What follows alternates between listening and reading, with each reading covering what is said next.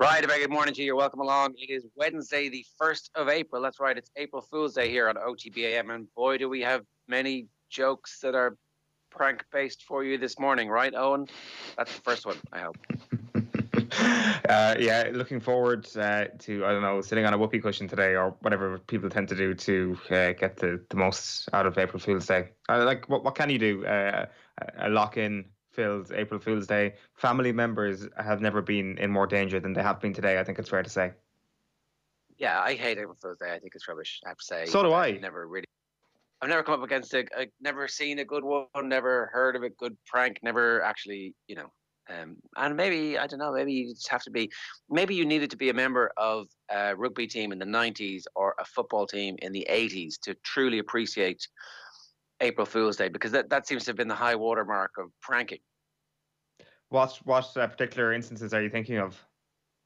Well, just the crazy gang and their kind of, I mean, they weren't pranking so much as outright bullying and that kind of stuff. You hear the stories of people, cutting the bottoms off people's socks so that when they go to put them on, hey, the foot comes through, and you're like, wow, okay, that was great, lads, well done, congratulations, you ruined someone's pair of socks. And it's funny, and it's funnier the way you tell everybody how funny it is. Especially, that's my thing about pranks, is like the pranker has to get credit for what they've done, brag about their shitty prank to the point where everybody is then like, aha, yeah, okay, what a great prank that was. It was an amazing thing that you've just done. That's how Ashton Kutcher made his career, wasn't it? Like if you have a camera on you while doing a hidden camera show, then you're the man. I often had a soft spot for them. I'd be with you on the whole like 90s pranking and kind of telling stories afterwards that really aren't that funny. But perhaps there is actually room for some sort of high-end pranking. I'm not sure what it is. It's certainly not picking an academy player and then shoving him in a dryer, for example. Wasn't that Paul Scholes that happened to? Yeah, he denied that it happened to him, but then yes, I think it did. I think it was one of the, that never happened, but actually he previously said it had happened. So, or somebody had said they'd seen it happening. Yeah, I don't know. That's not like that. That's not an April. That is just complete unadulterated bullying. That there is a difference. It's not like the one day of the year where bullies are just they have free reign. Like you put some thought into it, and I don't know. It's actually good, and like as we said, there isn't too many great ones that you tend to see. But if you do manage to buck that trend a little bit and come up with something that isn't shoving your mate into a dryer or pulling their shorts down or cutting their socks or damaging their property, then the world is your oyster, really, in terms of all the things you could do. Yeah. A busy show for everybody out there today on April Fools who haven't got that much to do or who are dreading the thought of working from home while their kids are also working from home, which a lot of us are, is the boat that a lot of us are in this morning. We also have a public service announcement. If you want us to be the receptacle of your bad WhatsApps, 0879 180 180 is the number to send your WhatsApp to, so you don't have to send it to your friends, because it seems like there's a lot of WhatsApp shaming going on at the moment, Owen. How do you mean? What's give me an example here? Well, your ma, and I don't mean your ma specifically, but your ma and everyone's ma is one's ma is infesting. One's ma is infesting Paddy's ma, I believe, is infesting your WhatsApp group with stuff that was doing the rounds a couple of days ago. No. This is it's the exact opposite. One's ma is on the absolute edge of content that should be shared. So whether it is hacks that aren't really hacks, as in like don't click into this link from a Nigerian prince or they will steal all your money, or don't click into this saying that your bill is due for a phone company you don't sign up to, or they will steal all your money. Those sort of messages, one's ma is on the absolute edge and on the pinnacle of that sort of content. There's a couple of funny songs that if you take certain words out and replace them with lockdown or COVID or something like that, make a funnier song. Maz are on the forefront of that. And generally, any still images or videos that tends to poke at Irish humour in a very twee way, your ma is on the forefront of that and will likely be forwarding that to you via your family WhatsApp group. And like, fair play to them. You just like it just can sometimes be a bit of a barrage. I'm sure for people out there, the humour isn't actually amazing, but it's one's ma, so it's fully acceptable. And actually, all the funnier for the fact that your man thinks it's funny. Exactly. That's it. Exactly. We obviously have been spending a lot of time talking about classic games, and there is a fairly big classic game club coming up with Nathan. They're looking back at the USA 94, Ireland 1, Italy 0 over the next couple of days. I think they might already have watched the game and it might be on tonight. But anyway, the other thing that we're doing is we're introducing the OTB Culture Club, where we're asking high-profile people, friends of the show, to introduce us to something important from a cultural perspective. This is in association with Now TV, and Andy Lee is our first one, and we're playing the first one out today. Very excited about this. And one of the things that we want to do is to kind of, frame it in a way that it's either this is going to be worth your while or it's not going to be worth your while. And Rocky 3 was what he picked. You are uncertain about Rocky 3's merits. You feel like perhaps Rocky 3 might be overrated, if in fact it is actually rated at all. Is that fair? Is that a fair comment?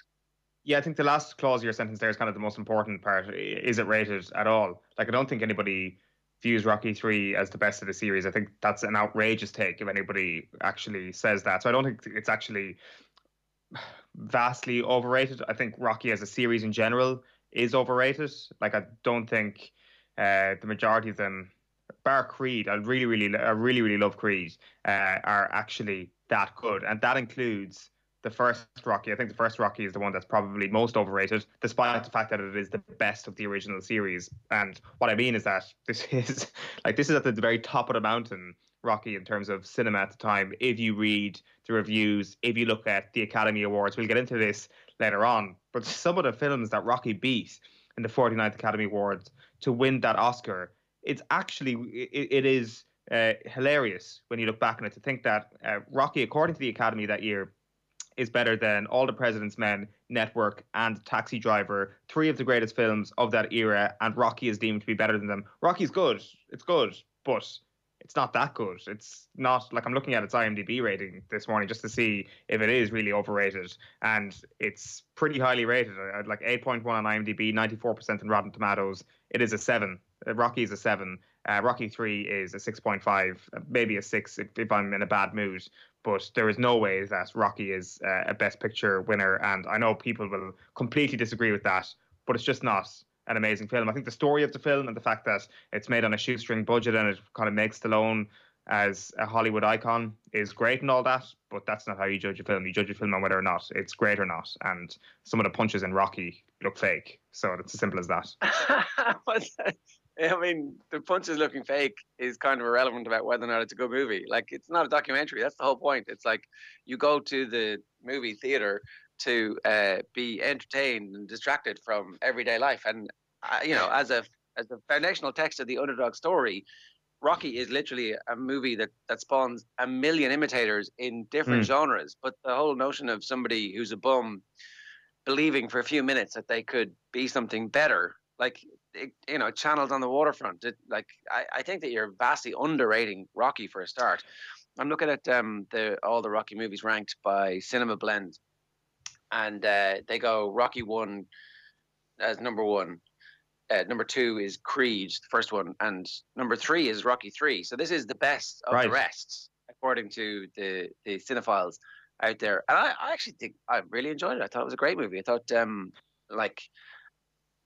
the camp nature of the relationship between Rocky and Apollo Creed is off the charts. It's like an episode of Batman, the TV series. Like, I thought you were going to go for Baywatch.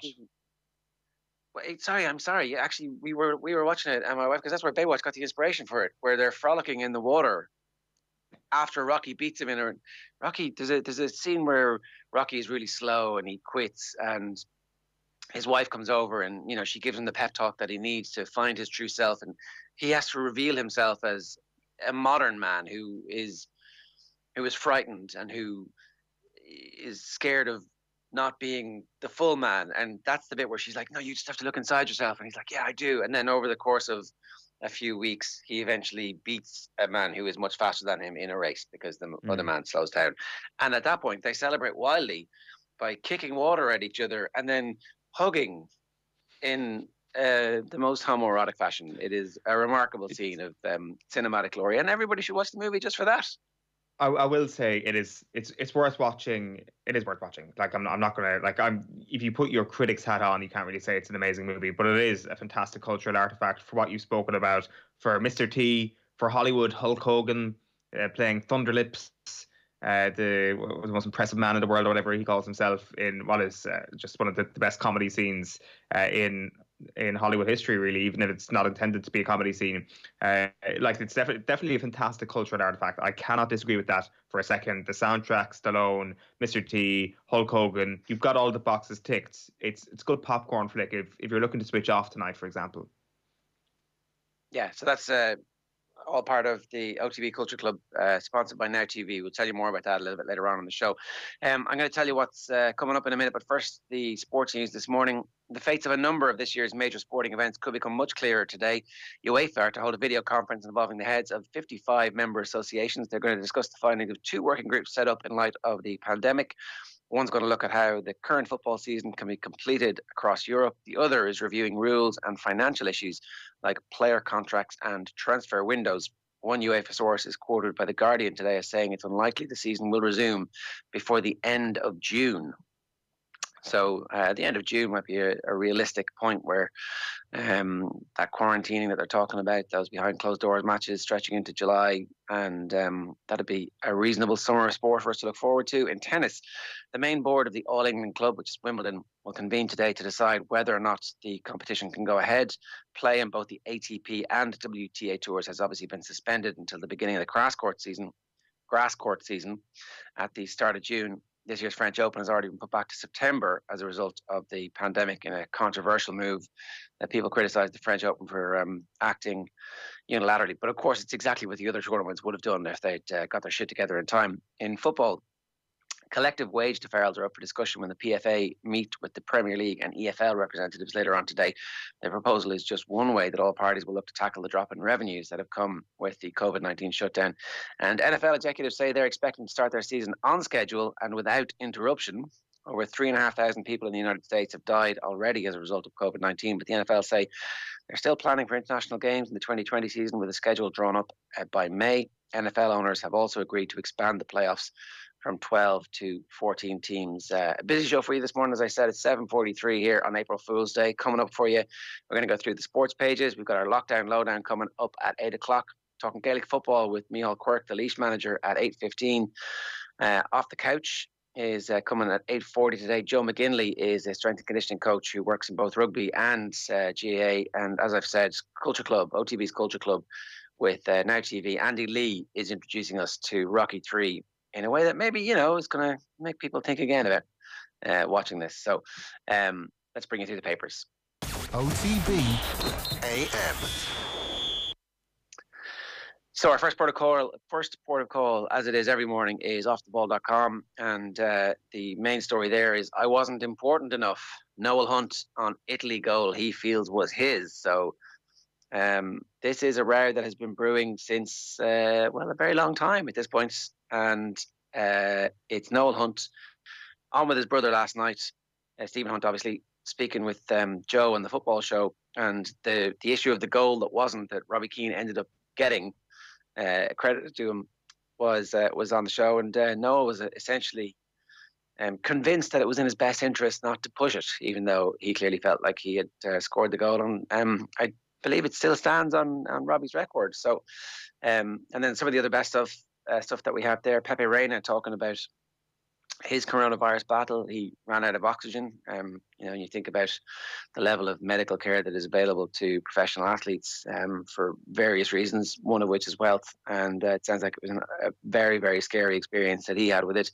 The NFL have confirmed their expansion of the postseason to 14 teams, and a bunch of Irish sports stars, we'll play this for you a little bit later on, are urging people to unite by staying apart. they did the right thing in that video, Owen, and they finished with Paul O'Connell warning us all to stay at home. And I'm like, that's going to work. That is definitely everybody is staying at home.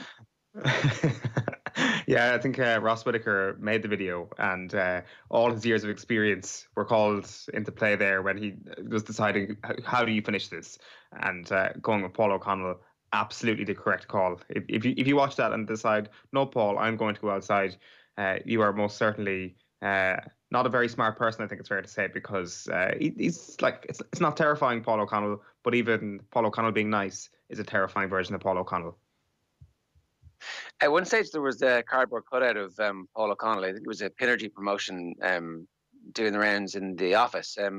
Maybe it's an idea, instead of the government sending out letters, and send out cardboard cutouts of Paul O'Connell to trouble spots, kind of like a scarecrow, and have him pop out from time to time behind him as a marketing campaign.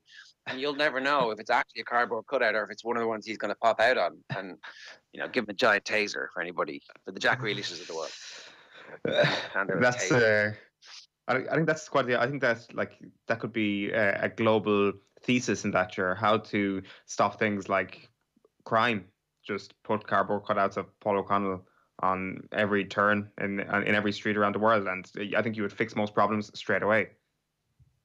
I skipped over one story that I want to talk about on offtheball.com, and it's even just a headline. It's brilliant. Shin kicking, horse swimming, and grimacing: the history of Irish sport. This is the brilliant lecture series that Paul Rice has given us on Tuesday nights on the radio on Off the Ball. And shin kicking, horse swimming, and grimacing: the great sport of grimacing. It sounds like the Ulster Football Championship. Well, we could look to the past and do this again. I'd be up for a grimacing competition. I'd try and get Packy Bonner, I think, to be Ireland's current representative if this was to be a global thing. Yeah, he'd be outstanding. I wonder who would be the best person at all three. Do we have a sports person who can grimace and shin kick at a high level? I wonder. And he's also a horse swimmer. Yeah, but exactly. Sorry, I forgot about the crucial, the third part of that. I need to actually check that piece out. It sounds fascinating. Paul's knowledge of sports that none of us have ever knew existed in the faraway reaches of history is absolutely incredible. It's definitely worth looking into that. Yeah, the shin kicking, obviously. I wonder, did you get to wear your hobnail boots? Probably pre-hobnail. I wonder, were the hobnail boots a product of shin kicking, or was shin kicking a product of hobnail boots? That's the question I want to answer. Maybe. Okay, so what have we got next here? Sorry, I think it is the Independent, and I'm going to do that. I'm going to do the Independent for you next. So the headline on the Irish Independent this morning is FAI sweat on UEFA's playoff call. And then they also have a picture of a hurl maker. This is Dowling's, the famed star hurleys have been in existence since 1958, with David Dowling and his younger brother Stephen keeping a family tradition alive, as ash is still being handcrafted at their Kilkenny workshop. So this is the place that makes the hurls that TJ Reid, Richie Hogan and Killian Buckley and Porrick Walsh of Kilkenny use. Porrick Marv tip as well.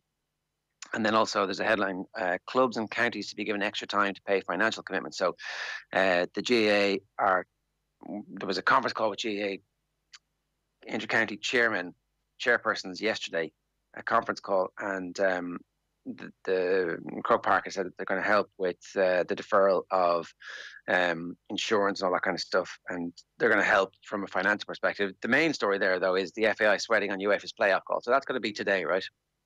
We should know a bit more about this. And at that point, what happens with the Republic of Ireland manager's job is essentially going to have to be decided. At the moment, they've been able to kick that can down the road because Stephen Kenny's contract kicks in August. There was supposed to be a playoff in June. If we won, it was going to be an issue. If we lost, it wasn't going to be an issue. Mick would be finished. Stephen Kenny would take over. Now it looks like the playoff is going to be in September or October, and Stephen Kenny's contract will start in August. So what do? You will have two managers for the same job, or certainly two managers who believe it is their right to have the same job. And it's not a great situation for anybody to find themselves in on.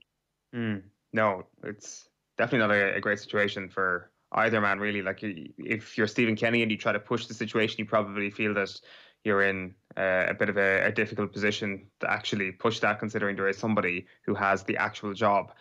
So Mick McCarthy, I feel, will lay a claim, and I think if any of us were in Mick McCarthy's shoes, we would also be laying a claim to this, considering the campaign is unfinished. There's also the question about, like, technically your contract is up, Mick. Do you get the same pay going into the next couple of months or potentially a year? Do you get a bit of a pay cut? Do you take a substantial pay cut? How does that work? Like, are the FAI going to perhaps end up paying above the odds given staff cuts elsewhere in the organisation by keeping Mick McCarthy in tow until next year?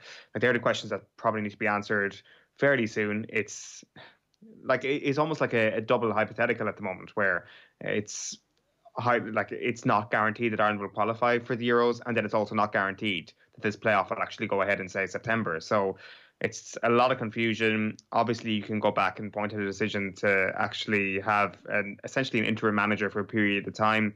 But I think really nobody saw this situation coming, and you could see almost why they made the decision at the time. A lot of people would have disagreed with it, and they probably feel the chickens are coming home to roost a small bit. But it's a very, very tricky situation. Like, I think a lot of people would like to see Stephen Kenny in the job and would like to see him nurture the kids pretty quickly, and maybe doing it from the start of next season's domestic game, which would be August, September, might actually be the best course of action. Yeah, like, I see both sides. If you're in the McCarthy camp, you're thinking, well, look, there's a global pandemic. The competition that I was employed to take over for hasn't finished. I'm going to see that job out. But equally, if you're in the other side of it, it's like, there's been a global pandemic and we need to honor the commitments that we made and the contracts that we have. And you're paid up now and off you go, because, you can get a job in the championship if you want. You can go off, and it seems like quite a lot of money on the table. Like, it's not Stephen Kenny's fault that there's been a global pandemic, and I don't know if anybody thinks that he's not the right man for the job.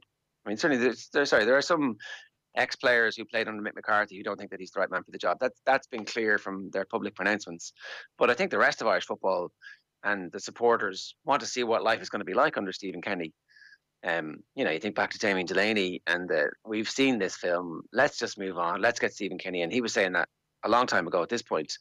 I'd like to see Stephen Kenny in. If these games are put back to August, September, that's when Stephen Kenny's job is supposed to start. Let's see what he can do. You could definitely turn this in a little way and say the Nations League, it's a new campaign.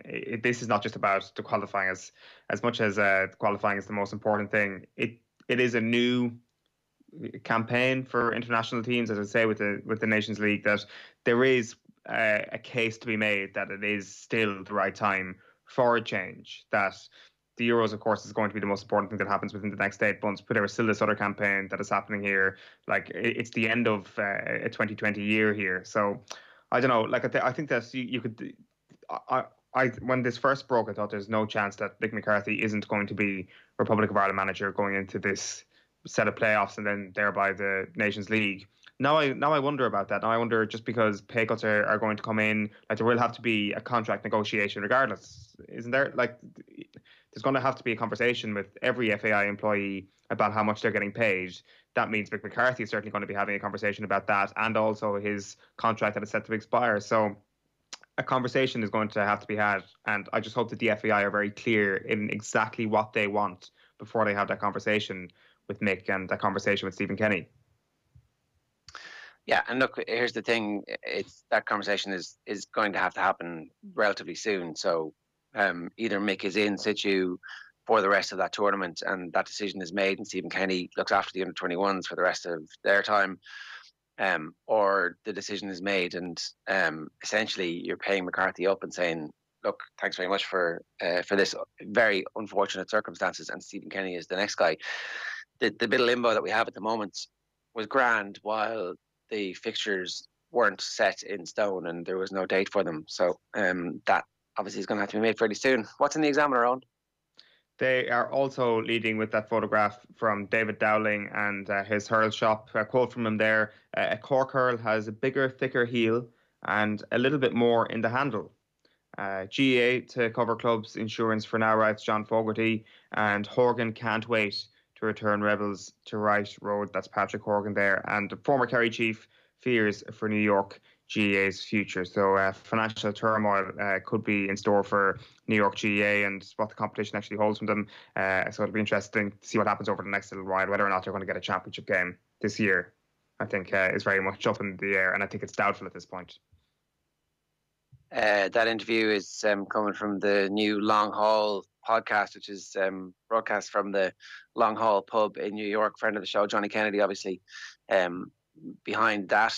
And is that when you're talking about the Cork Hurl, is it THICC? That's what they're talking about? Jesus. Yes, exactly. But that is exactly how they spell it in Cork. Absolutely correct. The Irish Times is next, and shaft of light amid the gloom as Ringrose signs deal is the headline on Jerry Thornley's piece about Gary Ringrose signing a new deal that's going to keep him with Leinster until the 2021-22 season at least. It's 3 rugby stories on the first page of the sports section today. World Rugby looking at all the options. Say again, sorry? Sorry, no, I jumped in too soon there. World Rugby looking at all the options is the headline there, and another Thornley piece about what's going to come next for rugby. And it's a privileged place to be on the front line. Ireland International is working as an accident and emergency doctor in Cardiff. I think this is Dr. Claire Malloy, who is working in A&E in Cardiff at the moment, and says it's a bit eerie wandering around Cardiff City because there's nobody there. She talks about the surge at the beginning. The number of sick patients has ramped up. We had to intubate 3 last night. Not all corona suspected, probably one. Everyone's on edge, expecting the storm that we're seeing in our nearby hospital, the Royal Gwent, that has the highest number of cases in Wales. They're showing numbers akin to that of the northern Italian region, which must be pretty grim because, you know, you realise that this is going to be your job and your life for the foreseeable future. And so she's 31, played flanker, and is using art as a way to de-stress. It's an excellent piece from Gavin Cumsky this morning, kind of just bringing home how many Irish people are actually involved in the front line of this battle against coronavirus. The Irish Sun this morning leads with Daniel Levy and the headline, "Time to pay up," but he banks £7 million while telling Spurs workers to take 20% cut. So Daniel Levy grabbed his bonus, I think, yesterday of around £7 million, and as you can see in the headline there, is suggesting clubs everywhere will take pay cuts. FAI holding staff wages. Meanwhile, on a similar theme, the FAI confirmed it is introducing wage deferral. It's obviously been a very tough couple of years for FAI employees who've been there over the long haul, and Prem is split over hub idea, writes Martin Lipton and Alan Nixon. So there doesn't seem to be any consensus in favour or against this idea that we've been speaking about on the show all week about the quarantine camps for potential super conclusion to the Premier League over the course of the summer. So no decision on that coming soon. And delightful for United. Manchester United are back on the trail of Juventus defender Matthias de Ligt. The Red Devils were keen on the Dutch centre-back when it became clear he was leaving Ajax last summer, but he opted for a big money move to Turin, but has failed to settle in. So that could be a bit of gossip that might keep the football gossip writers going for the next little while. The Ligt to Manchester United will obviously be a great move for them. Yeah, did he play badly in Turin? Was he that bad for Juve? I don't think so. I don't think it's been like an absolute car crash of a season whatsoever. So I would be surprised if this happens, to be honest. It's like all Pogba related. Is that what this is? Potentially. Like, I mean, maybe there is a situation where they expected bigger things from the Ligt instantaneously, but I certainly thought that the whole idea was to get him in, and within a couple of seasons he would become the Chiellini or the Bonucci, and the person who would then be guiding somebody else through it. Like, he is the person who is being guided at the moment, and I would certainly be patient if I were Juve, but no signs in the piece anyway that they actually want to sell him. Okay. FAI facing an anxious wait is the headline in the back of the Herald this morning, and they also have Roy Curtis column. Day for Slovakia match has major impact on managers. This is a Dan McDonald story, which is obviously run in the Irish Independent as well. If the matches are refixed for after August 1st, then the new FAI hierarchy will be served with a major dilemma, as Kenny's contract says he takes over at that point. It's going to get very interesting. It's like definitely one of the most interesting subplots in Irish sport at the moment. 2 men, 1 job, a series of contracts, a bitter dispute with the former Irish international captain, or a bitter dispute with your next manager. Like, either way, it's a very, very difficult situation for the FAI to navigate. Let's say and the GAA to give clubs and sorry, Jared, but like when you put it in those terms, who would you rather have to dispute with, your ex-manager or your soon-to-be manager? Well, you don't really want to be pissing off your new manager, do you? Exactly. Like, that's kind of what signal does that send to Irish football? It's like, well, this guy, this old guy is the guy that we really wanted, but the new guy, we're just landed with him, so we're going to keep him at arm's length for as long as possible. Like, there's certainly weird things going on in the world at the moment, and maybe those weird things are a pathway for Stephen Kenny to become the new Ireland manager. And let's face it, we've already seen Stephen Kenny's salary is a much more reasonable salary than what previous Ireland managers have been paid in recent seasons, and there's no indication that he's going to be any worse than any of those managers. So maybe in the new world and the new normal, Stephen Kenny is exactly the type of person who should be managing the Republic of Ireland. It's not the worst shot in the world, that's for sure. It's that story leading the way in the Irish Daily Star this morning as well. Choppy waters, FAI and GAA to cut and defer wages, with a photograph there of Stephen Kenny and Mick McCarthy. An income levy for Tottenham. That's the story with regards to Daniel Levy and him going for pay cuts at Tottenham Hotspur, but also getting his bonus. Padraig says golf is nothing major. That's Padraig Harrington. And you've got to finish with the misses. Ole Gunnar Solskjaer tells players to practice in the garden with their partners. Yeah, well, I think that's... What's that story? Say that again? What is that story? Oh, well, he's saying that if anybody has a partner at home that may be able to cross the ball to them or pass the ball to them, to utilise that resource at home and then kick the ball to the back of the net. So I'm sure that'll help the attackers. But what about the defenders, Ole? That's what I want to know. It's a headline writer's dream, really, isn't it? And some of the other tabloids are having fun with that this morning as well. On to The Guardian. I took a long, hard look at myself. I needed to press the reset button. Rory McIlroy, and how missing the cut at the Open galvanised his career. So they've got an exclusive with McIlroy this morning. They're also talking about the aid package that the ECB have unveiled, which is to try and save the sport of cricket. And coronavirus crisis deepens. Football authorities fear season will not restart until June. June is a much more realistic starting point for football in England. And once that bottoms out, once they start planning for something realistic, then you can begin to hope that the plans they put in place for that point will be achievable. And that's all I think anybody wants at this point, is something to look forward to as a distraction. Obviously, while public health is the single most important thing in all of these conversations, taking that as read, football is going to restart at some point, and finding whatever form it restarts in sooner rather than later would be good for a lot of people.